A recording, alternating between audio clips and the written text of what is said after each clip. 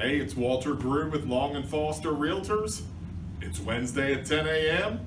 Here we are back. We got January 2019 Roanoke City real estate wrap up. And as you can see, kind of the trend from last year is continuing. A lot of red is on this board, but there's the two numbers in green I think people are really going to be impressed with, and I think that kind of reinforces some of the things that we've been saying for the last several months about buyer demand.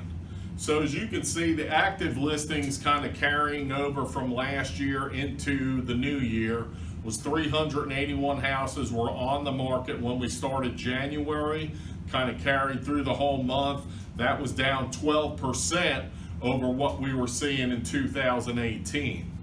New listings down 7%, 114 houses were brought to the market in January. Now, the interesting number to me is, and this is something that I was actually commenting to my assistant Gloria about before we started this, is 115 houses went under contract. So more houses went under contract than were brought to market in that same period of time.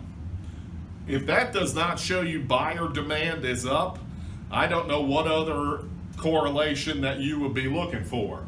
But a 22% rise in a 1 month period, year over year comparison, to me is pretty huge. When listings are down, new listings are down, buyer demand is up. You can see the homes that sold was low, 68 houses.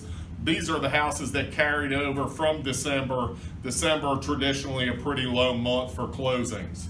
That was down even more over last year though by 13%. And then one of the biggest things also we always like to see, average sale prices up 3%. The average home in the city of Roanoke sold for $125,140 in January. If you see these numbers and this makes sense to you as a homeowner, then it's probably time to put your house on the market now instead of waiting to the traditional spring listing season. You can get ahead of the curve. You can get the active buyers. You will have less competition. You will probably see a higher sale price than if you wait and you get into competition with people in April, May, and June. The numbers nationwide are still pretty good as well. The Fed came out last week and said they were holding back on interest rates. Probably not going to see anything happening for at least 6 months, which is great news for buyers. That's keeping people on the fence, getting them off the fence. Eventually rates are going to start going up, but we're still seeing people predominantly getting rates below 5%, even down into 4.5% land.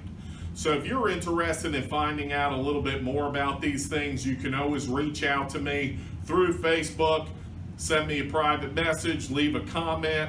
We'd love to know how you feel about the videos. Leave us a comment, give us a heart or a thumbs up. Again, if you have any questions we can answer for you, we would love to do that as well. We'll be back next week with a report on Roanoke County, kind of give you the high overview of what's going on there as well. As always, if you're interested in buying a home, selling a home, or investing in real estate, you can always find me by reaching out through the contact information at the end of every one of these videos. Again, this is Walter Grewe with Long and Foster Realtors. Walter the Realtor. Have a great day. See you next week.